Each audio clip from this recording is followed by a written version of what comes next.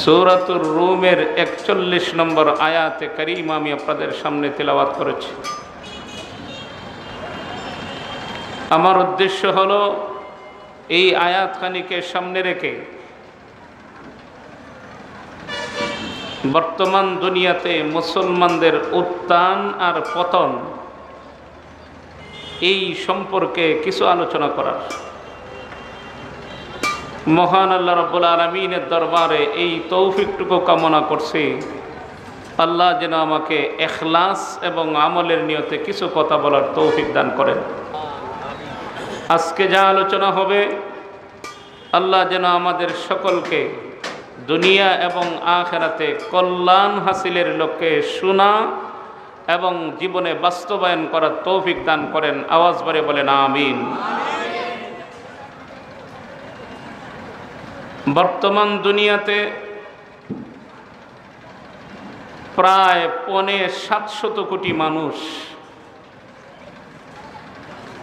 ৭৫০ কোটি মানুষের মধ্যে ২০০ কোটি হলো মুসলমান। কত কোটি মুসলমান? ২০০ কোটি মুসলমান। এত বিপুল সংখ্যক মুসলমান ইসলামের সূচনা লগ্নে ছিল বলে কোনো প্রমাণ নাই। ইসলামের সূচনা লগ্নে মুসলমানের সংখ্যা ছিল কম। বর্তমান সময়ে মুসলমানের সংখ্যা কম না বেশি? একটু আওয়াজ বাড়িয়ে বলে। যত দিন যাচ্ছে ততই মুসলমানের সংখ্যা কমতেছে না বাড়তেছে? একসাথে আওয়াজ বাড়িয়ে বলেন, কমতেছে না বাড়তেছে? যত দিন যায় তত মুসলমানের সংখ্যা বাড়তেছে। ইসলামের সূচনা লগ্নে ছিল মুসলমানের সংখ্যা কম, বর্তমান সময়ে মুসলমানের সংখ্যা হলো বেশি। এখানে একটা বিষয় আমরা লক্ষ্য করতে হবে, যদিও ইসলামের সূচনা লগ্নে মুসলমানের সংখ্যা ছিল কম আর বর্তমান সময়ে মুসলমানের সংখ্যা বেশি, সংখ্যা বেশি থাকার পরেও একটা বিষয় লক্ষ্য করতে হবে, মুসলমান যেদিকেই যায় সেদিকেই দেখা যায় মুসলমানেরা মাইরও খাইতেছে বেশি। জোরে বলেন ঠিক কিনা? আর একটু আওয়াজ বাড়িয়ে বলে। মুসলমান যেদিকে যায় সেদিকে আবার মাইরও খাইতেছে বেশি।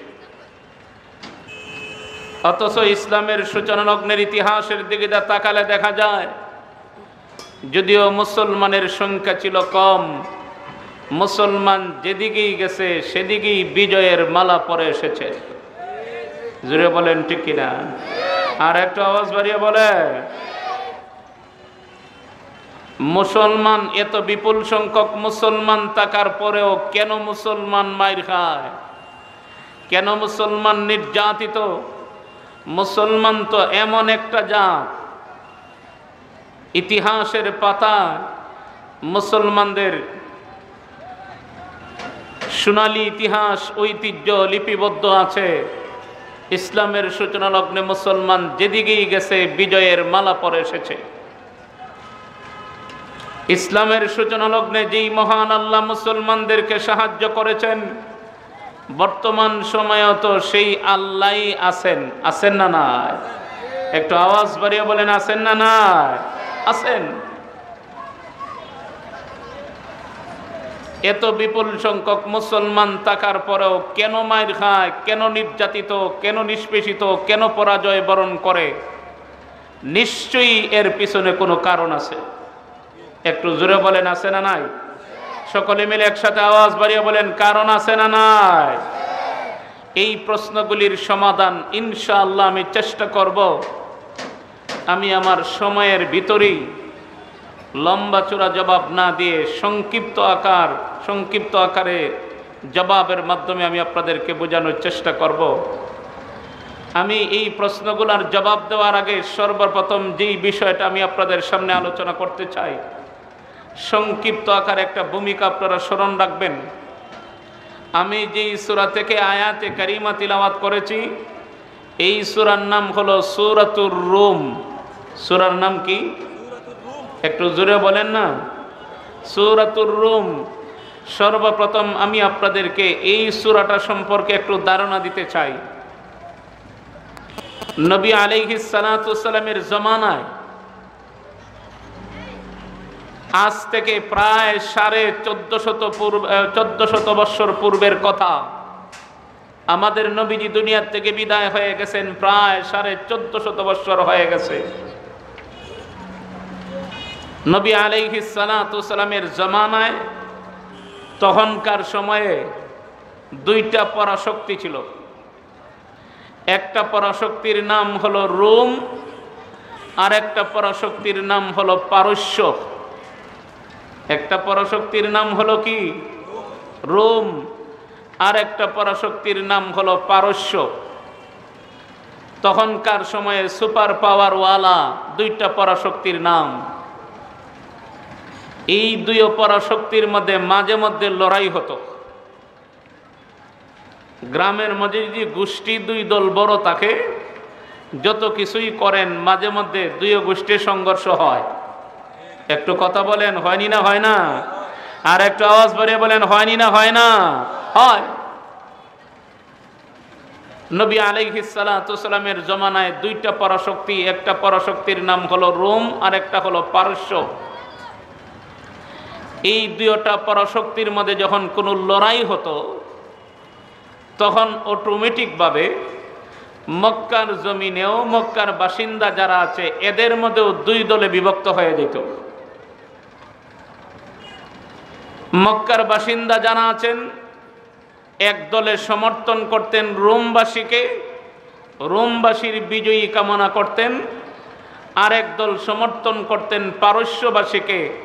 এই যারা সমর্থন করতেন পারস্যবাসীকে, এরা পারস্যবাসীর বিজয়ী কামনা করতেন।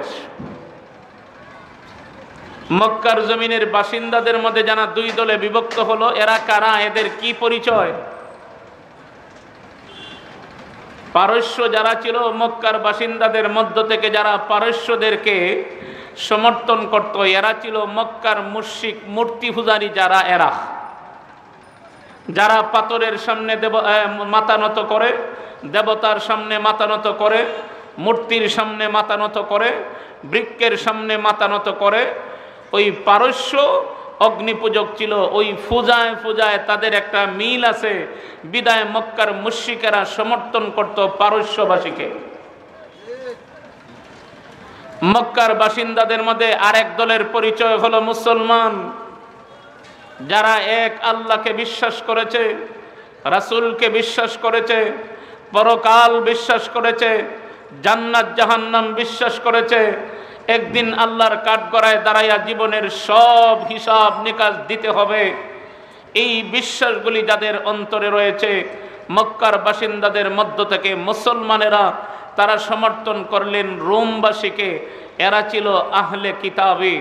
এদের কিছু নিয়ম নীতির সাথে মুসলমানদের নিয়ম নীতিরীতির কিছু মিল ছিল, বিদায় মক্কার মুসলমানেরা তাদেরকে সমর্থন করলেন। যেমনভাবে বিশ্বকাপ খেলা যখন শুরু হয়, বিশ্বকাপ খেলাকে কেন্দ্র করে দলকে সাপোর্ট করা, সমর্থন করা, এই সংখ্যা, এই রকমের সমর্থনকারীর সংখ্যা বাংলাদেশে যেই রকম পাওয়া যায় আর কোনো দেশে মনে হয় এরকম নাই। জুড়ে বলেন ঠিক কি রে? হ্যাঁ, আর একটু আওয়াজ বাড়িয়ে বলে, তাহলেও খুবই কম। খাইতে পারে না, নিজের জমি বিক্রি করে হলেও যেই দলকে সমর্থন করে ওই দলের ফ্ল্যাগ বানায়। আছে না নাই? একটু আওয়াজ বাড়িয়ে বলেন। সমর্থন করে, বিজয়ের আশা করে। পারস্য এবং রোম যখন লড়াই শুরু হলো, মক্কার বাসিন্দাদের মধ্য থেকে মুসলমানেরা সমর্থন করলেন রোমবাসীকে, মক্কার মুশরিকেরা সমর্থন করেছে পারস্যবাসীকে। এক পর্যায়ে যুদ্ধের ফলাফল দাঁড়ালো, পারস্যরা বিজয়ী হয়ে গেল আর রোম পরাজয় বরণ করলো। আমি আপনাদেরকে জিজ্ঞাসা করতে চাই, পারস্যরা যদি বিজয়ী হইয়া যায় তাহলে মক্কার বাসিন্দাদের মধ্য থেকে যারা পারস্যবাসীকে সমর্থন করলেন এরা কারা? মুসলমান না মুশরিক? একটু কথা বলেন আওয়াজ বাড়িয়ে। মক্কার মুশরিকেরা পারস্য বিজয়ী হওয়ার কারণে পারস্যবাসীকে সমর্থন করেছিল। মক্কার মুশরিকেরা এখন পারস্য বিজয়ী হয়েছে, এবার দেখা যায় মক্কার মুশরিকরা বিজয়ী। রোমবাসী পরাজয় বরণ করেছে, মক্কার মুসলমানেরা যেহেতু রোমকে সমর্থন করলেন, বিদায় মুসলমানেরা বিজয়ের পার্টি না পরাজয়ের পার্টি? একটু কথা বলেন। পরাজয়ের পার্টি। এই যুদ্ধের ফলাফলের পর নবীদের পরেই উম্মতের মধ্যে সবচেয়ে দামি ব্যক্তি হযরতে আবু বকর সিদ্দিক রাদিয়াল্লাহু তাআলা আনহু ঘটনাক্রমে গেলেন মুশরিকদের একটা মহল্লায়।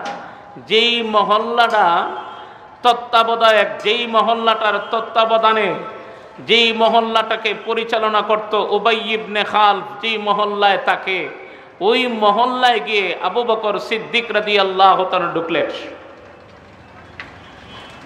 ঢোকার পরই উবাই ইবনে খালফ এবং মক্কার যে সমস্ত মুশরিকরা পারস্যবাসীকে সমর্থন করে বিজয়ী হয়েছে, আবু বকর সিদ্দিক রাদিয়াল্লাহু তাআলাকে দেখেই মস্কারি শুরু করছে, ঠাট্টা বিদ্রূপ শুরু করছে।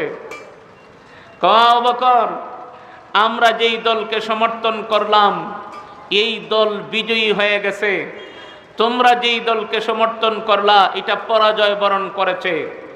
এখানেই সীমাবদ্ধ নয়, সেই দিন বেশি দূরে নয়, মক্কার বাসিন্দা যারা আছেন, আমরা মুশরিক আর তোমরা মুসলমান, আমাদের মধ্যে আর তোমাদের মাঝে একটা লড়াই হবে।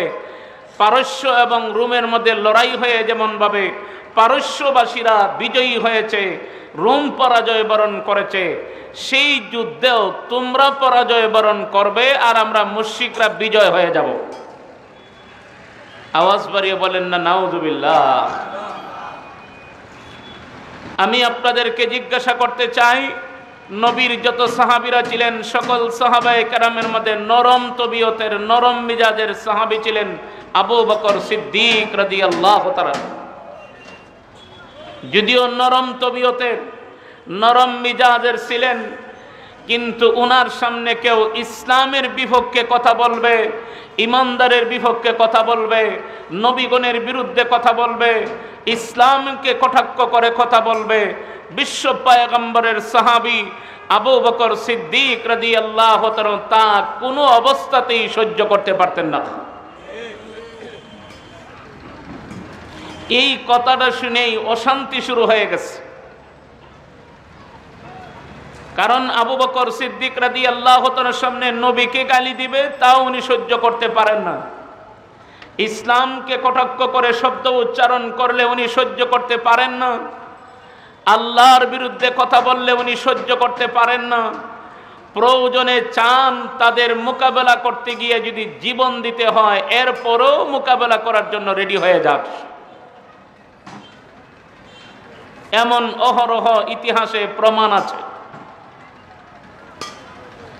আবু বকর সিদ্দিক রাদিয়াল্লাহু তাআলা সহ্য করতে পারলেন না। ওনার কি পরিমাণে ইমানি পাওয়ার, ইমানি স্পিরিট!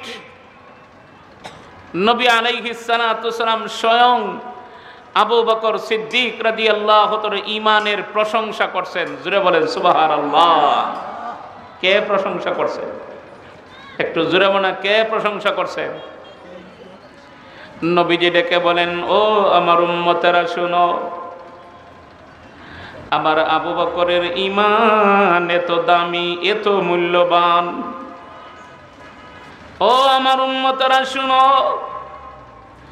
আমি নবীর সাহাবী আবু বকরের ঈমান যদি এক পাল্লায় রেখে দেওয়া হয়, আমি নবীর সকল উম্মতের ঈমান যদি অপর পাল্লায় রেখে দেওয়া হয়, যেই পাল্লায় আবু বকরের ঈমানকে রাখা হবে, সকল উম্মতের ঈমানের চেয়ে আমি নবীর সাহাবী আবু বকরের ঈমানের পাল্লাই আল্লাহর কাছে ভারী হয়ে যাবে। সেই আবু বকর সিদ্দিক রাদিয়াল্লাহু তাআলা যেই মুহূর্তে শুনলেন আর সহ্য করতে পারেন না, না না, মক্কার মুশরিকেরা মস্কারি করবে, ঠাট্টা বিদ্রূপ করবে, এটা কোনোদিন সহ্য করা যায় না, এটা কোনোদিন মেনে নেওয়া যায় না। কিছুদিন পরেও আবার মক্কার জমিনে নাকি যুদ্ধ হবে, লড়াই হবে, সেই লড়াইয়ে মক্কার মুশরিকরা নাকি বিজয় হয়ে যাবে, এমন কথাগুলি বলতেছে। না না, সহ্য করা যায় না। এই মজমা থেকে উঠে ডাইরেক্ট চলে গেলেন নবী আলাইহিস সালাতু সালামের দরবারে। নবীজির দরবারে গিয়ে হাজির হয়ে সম্পূর্ণ ঘটনা বললেন। সম্পূর্ণ ঘটনা বলার পরে মহান আল্লাহ রব্বুল আলামিনের পক্ষ থেকে আমাদের প্যারা নবীর কাছে মহান আল্লাহ সূরা রুম নাযিল করে এই ঘোষণাটা জানায় দিলেন, ও আমার হাবিব, চিন্তা করতে হবে না, চিন্তার কোনো কারণ নাই, চেহারা মলিন করতে হবে না, চিন্তা করতে হবে না, চিন্তা করার কোনো কারণ নাই। যদিও পারস্যরা বিজয়ী হয়েছে, রোম পরাজয় বরণ করেছে, এখানেই আনন্দ উল্লাসের সীমারেখা থাকা চায়, এটাই শেষ নয়। এই যুদ্ধের ফলাফলের উপরই শেষ নয়, সেই দিন বেশি দূরে নয়। আজকে যদি পারস্যরা বিজয়ী হয়েছে, রোম পরাজয় বরণ করেছে, সেই দিন বেশি দূরে নয়। আল্লাহ সূরা রোম নাযিল করে জানায় দিয়েছেন, সেই দিন বেশি দূরে নয়, পারস্যরা আবার পরাজয় বরণ করবে, রোমবাসীদেরকে মহান আল্লাহ বিজয় দান করবে। রোম বিজয়ী হয়ে যাবে, পারস্য পরাজয় বরণ করবে। আল্লাহ যখন সূরা রুম নাযিল করে এই কথাটা প্যারা নবীকে জানাইয়া দিলেন, কোরআনের আয়াত কি কোনোদিন মিথ্যা হতে পারে? আরো আস্তে করে একসাথে আওয়াজ বাড়িয়ে বলেন, মিথ্যা হতে পারে। তামাম দুনিয়া মিথ্যা হয়ে যেতে পারে, আল্লাহর কালাম কোনোদিন মিথ্যা হতে পারে না। জুড়ে বলেন ঠিক কিনা? আর একটু আওয়াজ বাড়িয়ে বলেন। এই সুসংবাদটা পাওয়ার পরে আবু বকর সিদ্দিক রাদিয়াল্লাহু তাআলা দেরি করলেন না। না না, দেরি করা যাবে না, এই সংবাদটা পেয়ে আর দেরি করব না। রিটার্ন তো উবাই ইবনে খালফের জবাবটাকে আমার দিয়ে আসতে হবে, মক্কার বেঈমান কাফেরদের দাঁত ভাঙা জবাব তো আমার দিয়ে আসতে হবে। ভাই আমার, বিশ্বনবীর সাহাবী, পয়গম্বর গণের পরে, নবীদের পরে উম্মতের মধ্যে সবচেয়ে দামি ব্যক্তি হলেন আবু বকর সিদ্দিক রাদিয়াল্লাহু তাআলা। কি পরিমাণে দামি!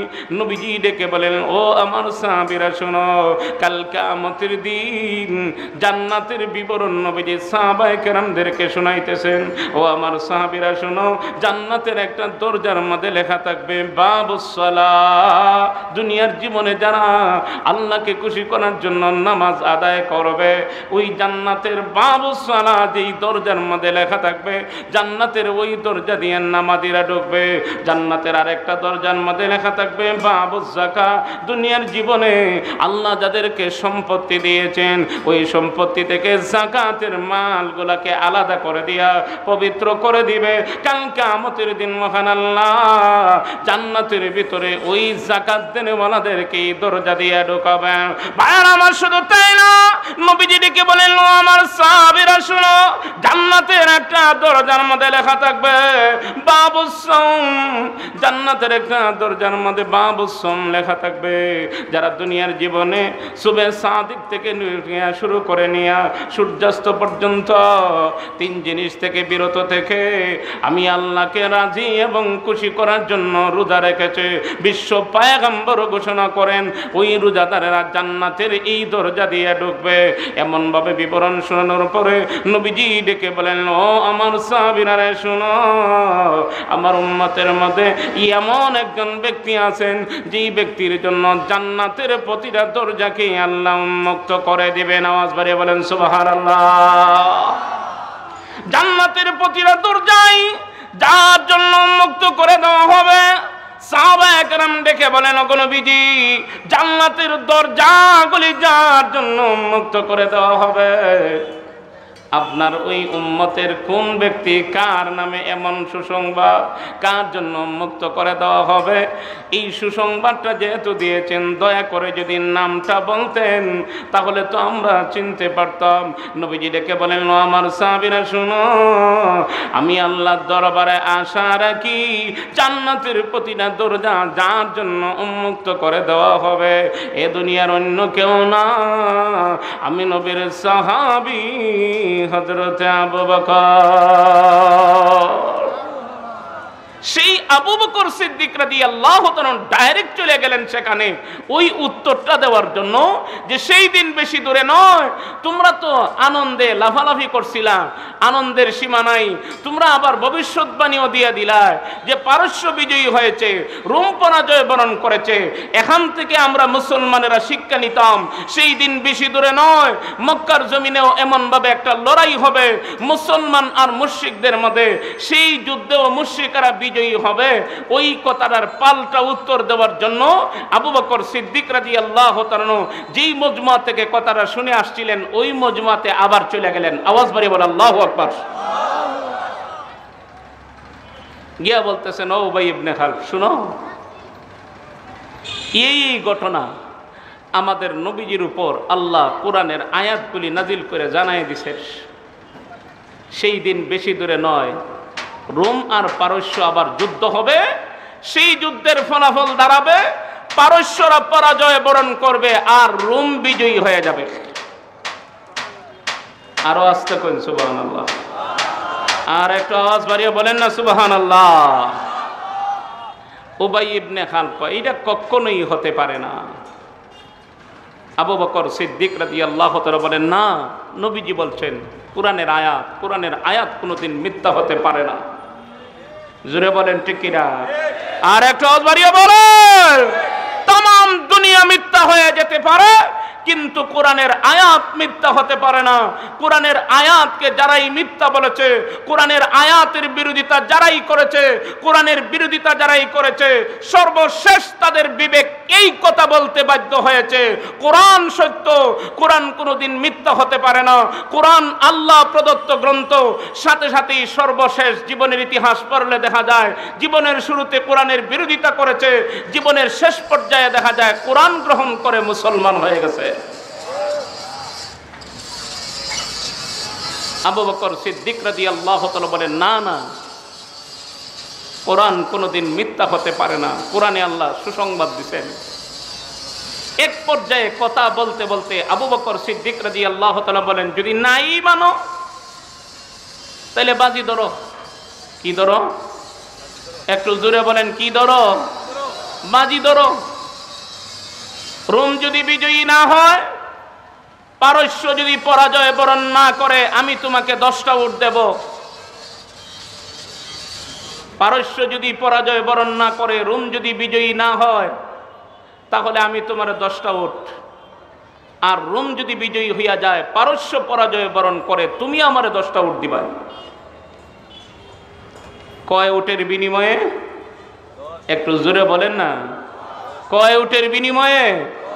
10 উটের বিনিময়ে বাজি। উবাই ইবনে খালফ কয়, খালি বাজি ধরলেই তো না, সময় তো ঠিক করতেইব। কত দিনের ভিতরে? আবু বকর সিদ্দিক রাদিয়াল্লাহু তাআলা বলেন, তো ধরো 3 বছর। কত বছর?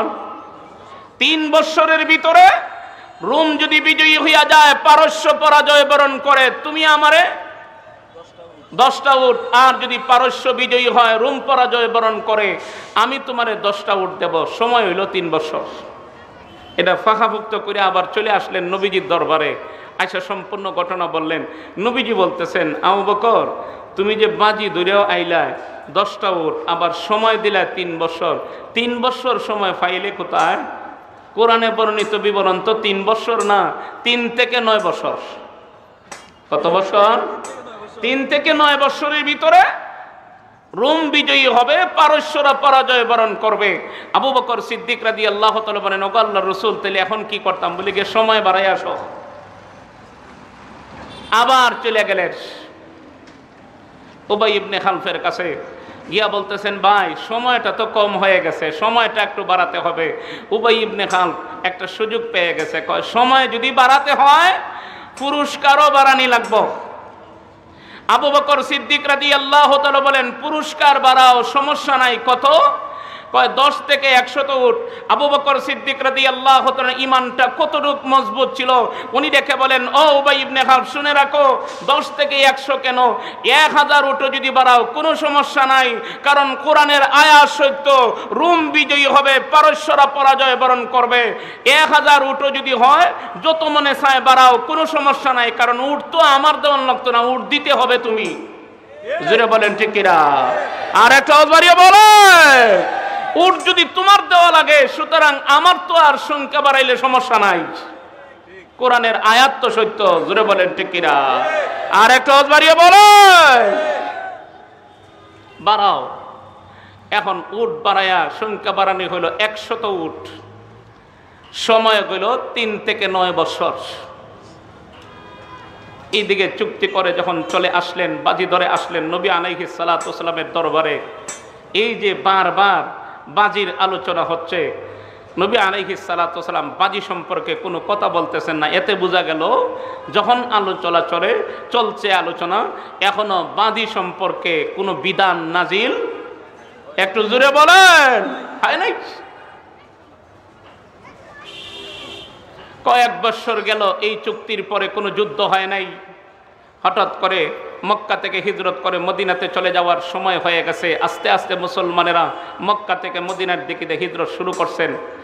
উবাই ইবনে খালদ আবু বকর সিদ্দিক রাদিয়াল্লাহু তাআলাকে খবর পাঠাইয়া এই কথা জানাই দিছে, যেই অবস্থা শুরু হয়েছে, মুসলমানেরা তো আস্তে আস্তে মক্কা ছেড়ে মদিনায় চলে যাচ্ছে, এক সময় তুমি আবু বকরও থাকবে না, তাহলে রোম যদি পরাজয় বরণ করে, পারস্যরা বিজয়ী হইয়া যায়, তাহলে আমার বাজি ধরার পুরস্কার 100 উট আমারে কে দিবে?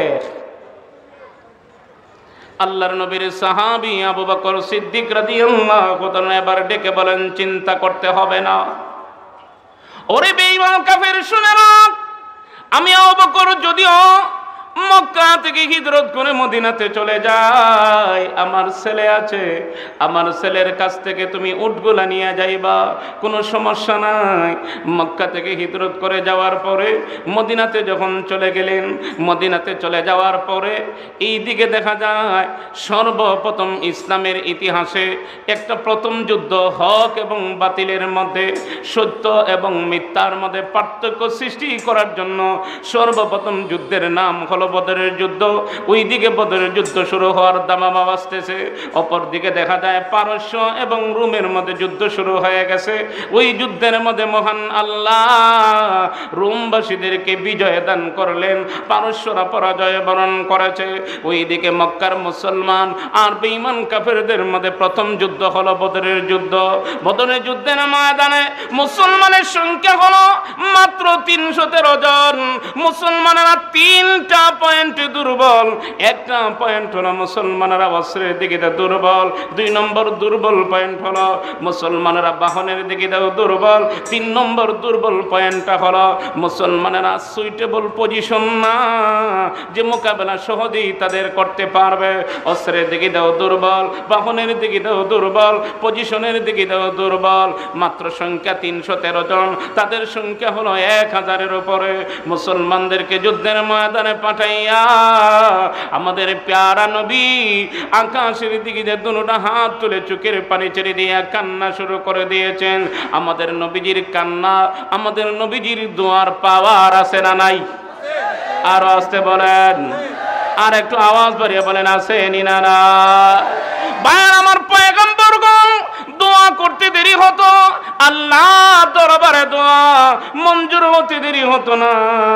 নবীজি চোখের পানি ছেড়ে দিয়ে কান্দেন, আল্লাহ মুসলমানদেরকে যুদ্ধের ময়দানে পাঠাইয়া দিলাম, আল্লাহ মুসলমানদেরকে সাহায্য করো। এই দুর্বল কাফেলা, এরা যদি দুনিয়া থেকে বিদায় হয়ে যায়, তোমার একত্ববাদের স্লোগান এই পৃথিবীর জমিনে কে দিবে? নবীজি এমন ভাবে কান্দেন, নবীজির পাশে বসা হলেন আবু বকর সিদ্দিক রাদিয়াল্লাহু তাআলা। প্যারা নবী নবীর চক্ষু থেকে পানি বের হয়ে দাড়ি মুবারক ভিজে সিনা মুবারক পর্যন্ত এসে পৌঁছে গেছে। এমন ভাবে কান্না শুরু করে দিয়েছেন। আবু বকর সিদ্দিক রাদিয়াল্লাহু তাআলা ডেকে বলেন, ওগো নবীজি, আপনি এমন ভাবে কান্না শুরু করে দিয়েছেন, আপনার কান্নার মাধ্যমে অনুমান করা যায় অধিকার মনে হয় আল্লাহ দরবার থেকে আদায় করেই ছাড়বেন। আওয়াজ বাড়িয়ে বলে আল্লাহু আকবার। আর একটা আওয়াজ বাড়িয়ে বলে আল্লাহু আকবার। ভাইরা আমার, প্যারা নবীর দোয়া আল্লাহ দরবারে মঞ্জুর হয়ে গেছে। বিশ্ব পয়গম্বর এবার দোয়া শেষ করার পরে মুস্কি হাসেন আর ডেকে বলেন, আবু বকর, সুসংবাদ গ্রহণ করো, সুসংবাদ গ্রহণ করো। মহান আল্লাহ রাব্বুল আলামিনের দরবারে আমার দোয়া তো মঞ্জুর হয়ে গেছে, কবুল হয়ে গেছে। আল্লাহ জিবরাইল আলাইহিস সালাতু সালামকে পাঠাই আমারে জানায়া দিয়েছেন, বদর যুদ্ধের ময়দানে যদিও মুসলমানের সংখ্যা কম, মহান আল্লাহ বদরের প্রান্তরে মুসলমানদেরকে বিজয় দান করবে।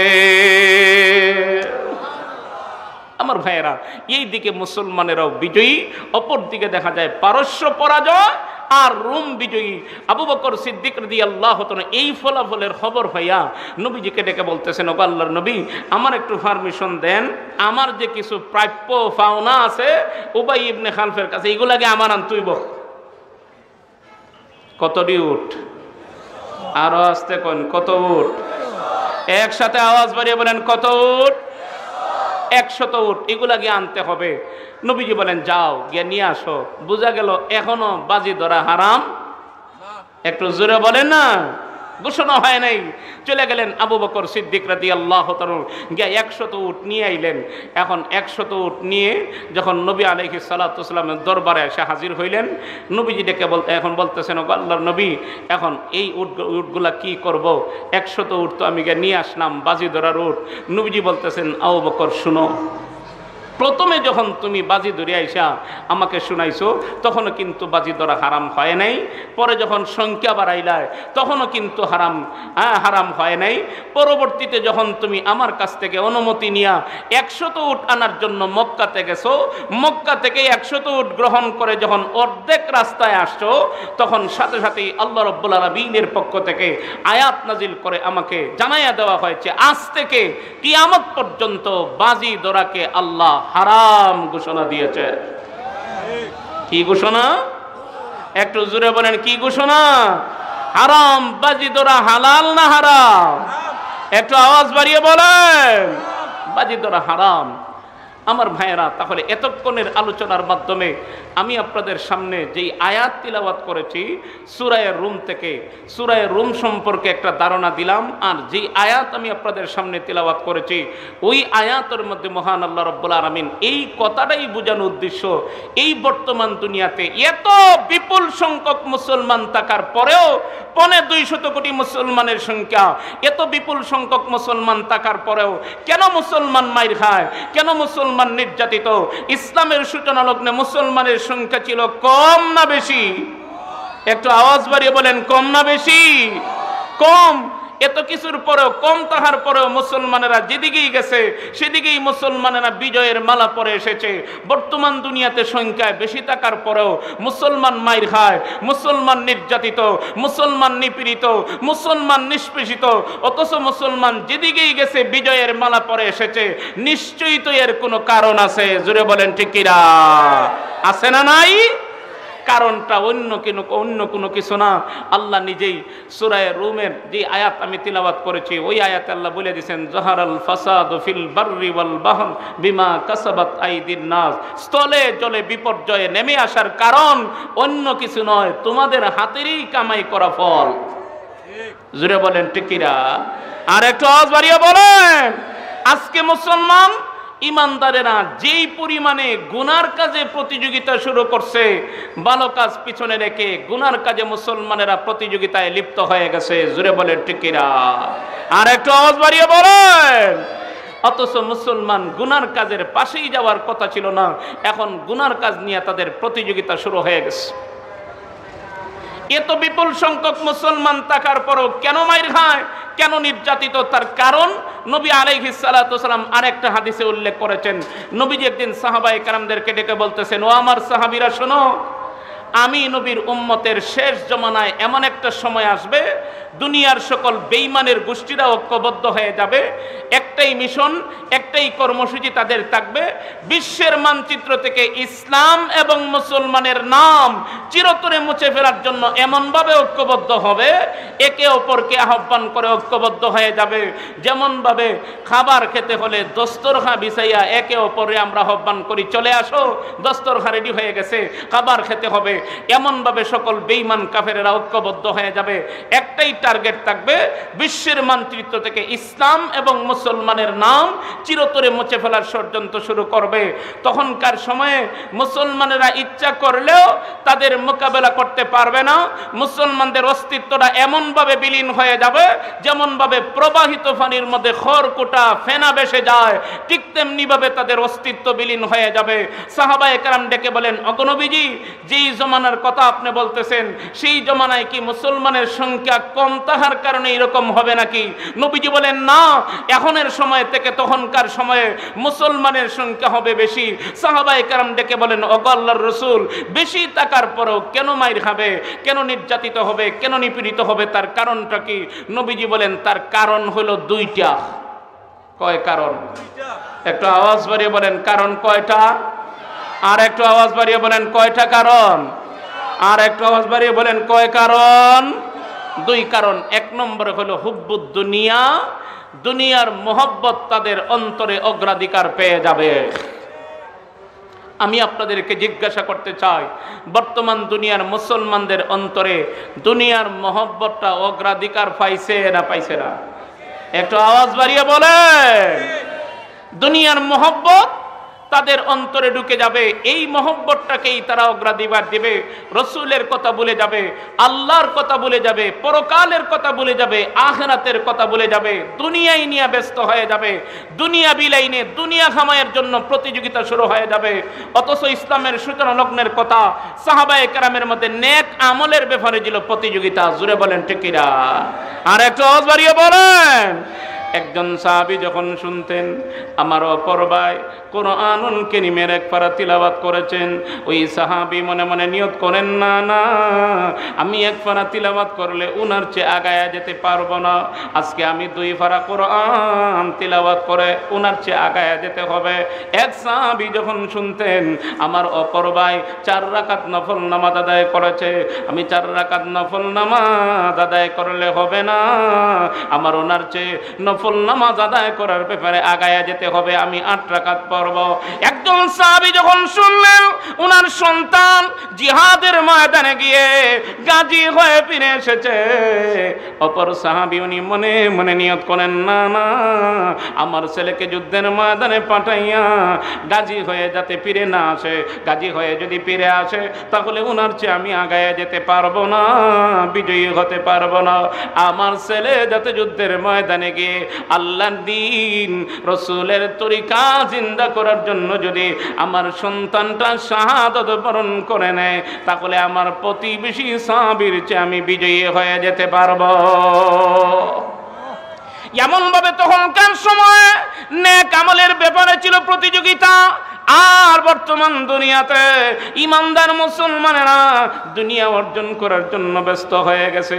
আমার প্রতিবেশীর ছেলে সে যদি সৌদি আরব যায়, না না, আমার ছেলে মিডল ইস্টে গেলে হবে না, আমার ছেলেরে আমি প্রতিবেশীর চেয়ে আগায় যেতে হলে আমেরিকা পাঠাতে হবে। আমেরিকা যদি যায় সে মনে মনে নিয়ত করে আমার ছেলের লন্ডন পাঠাবো, ফ্রান্স, জার্মান ইটালিতে আমি পাঠাবো। এমনভাবে প্রতিযোগিতা শুরু হয়ে গেছে। আর সাহাবায়ে কেরামের মধ্যে নেক আমলের ব্যাপারে এমন প্রতিযোগিতা ছিল, কে কার চেয়ে বেশি আগায় যেতে পারেন, কে কার চেয়ে বেশি আগে জান্নাতের মালিক হতে পারেন, এই নিয়ে তাদের মধ্যে প্রতিযোগিতা শুরু হয়েছিল।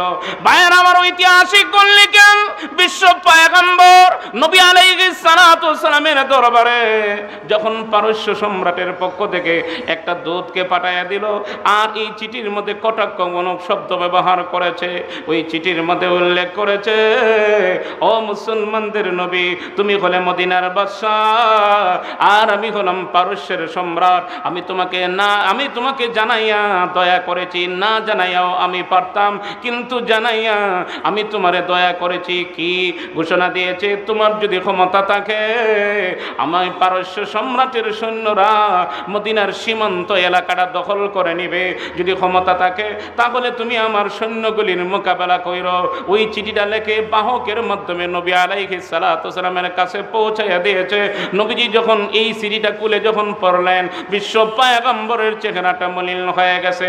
ভাই আমার, মসজিদে নিয়ে সাহাবায়ে কেরামদেরকে আহ্বান করে নবীজি এই চিঠিটা পড়ে আর সাহাবায়ে কেরামদেরকে ডেকে বলেন, লো আমার সাহাবীরা রে, আমি মরতে ঘোষণা দিলাম, কে কে আছো? পারস্যের সম্রাট আমাকে হুমকি দিয়েছে, আমাকে বলে জানায়া দয়া করেছে আমার সীমান্ত এলাকা আগেই দখল করে নিবে, ক্ষমতা থাকলে তার মোকাবেলা করার জন্য। ও আমার সাহাবীরা শোনো, কে কে আছো? ও দাদা, পারস্যের সম্রাটের সৈন্যগুলির আমার মদিনার বর্ডার দখল করার আগেই প্রয়োজনে যদি জীবন দিয়া হলেও মোকাবেলা করে পারস্য সম্রাটের সীমান্ত এলাকাটা আগেই দখল করে নিতে হবে। নবীজি যখন এমন ঘোষণা দিলেন, সাহাবায়ে কেরাম সকলেই দাঁড়ায় গেছেন, নবীজি আমরা রাজি আছি, আমাদেরকে পারমিশন দিয়া দেন। এমন সময় যুদ্ধটা শুরু হবে। নবীজি ডেকে বলেন, ও আমার সাহাবীরা, এমন একটা সময় যুদ্ধ শুরু হবে, অভাব অনটনের সময়। এই সময় মুসলমানরা সকালে খাইলে বিকালে খাইতে পারে না, কি করা যায়? যার যে পরিমাণে তৌফিক আছে সাহায্য করো। সকলেই সাহায্য দিতে আসে।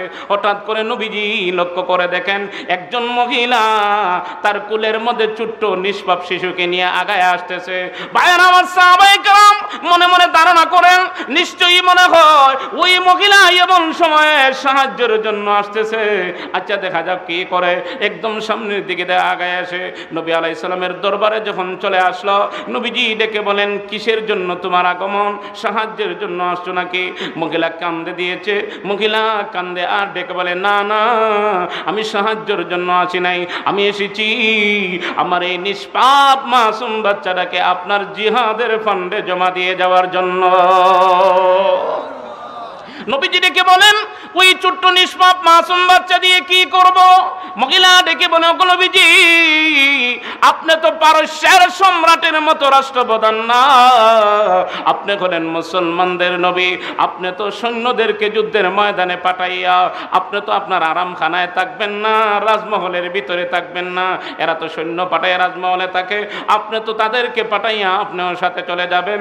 যখন বেঈমান কাফেররা আপনাকে টার্গেট করে তীর ইট পাটকেল নিক্ষেপ করবে, আমি মা হইয়া ঘোষণা দিলাম, আমার এই নিষ্পাপ মাসুম বাচ্চাটারে আপনার শরীরে যাতে কোনো তীর ইট পাটকেল নিক্ষেপ না করতে পারে, ডাল হিসাবে ব্যবহার করবেন। আওয়াজ বেড়ে বলেন আল্লাহু আকবার। আমার ভাইয়ের আজান হয়ে গেছে।